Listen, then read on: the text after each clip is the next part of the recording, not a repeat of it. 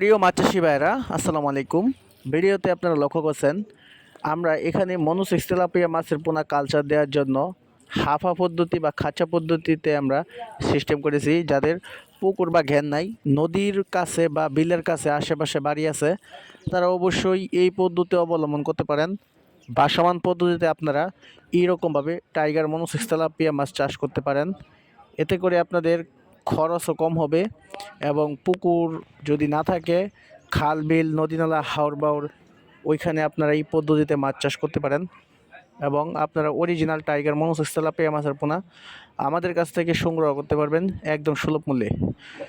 মাছ চাষ সংক্রান্ত এবং মাছের পোনা ক্রয় সংক্রান্ত যে কোনো ধরনের তথ্য পরামর্শ পেতে হলে অবশ্যই ভিডিওটি ফলো করবেন এবং লাইক কমেন্ট শেয়ার করবেন এবং কি আমাদের চ্যানেলের সাথে যুক্ত থাকবেন শিক্ষণীয় ভিডিও পেতে হলে।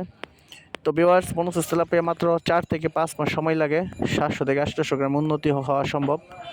এই মাছ চাষ অত্যধিক লাভজনক, অন্যান্য মাছের তুলনায় রোগ জীবাণু কম এবং এই মাছ খুব দ্রুত বৃদ্ধি পায়, যার কারণে অন্য মাছের তুলনায় এই মাছ অল্প দিনে হারভেস্ট করা সম্ভব হয়। তো ভিউয়ার্স, যে কোনো তথ্য পরামর্শের জন্য অবশ্যই স্ক্রিনে দেখানো নম্বরে যোগাযোগ করতে পারেন। ধন্যবাদ।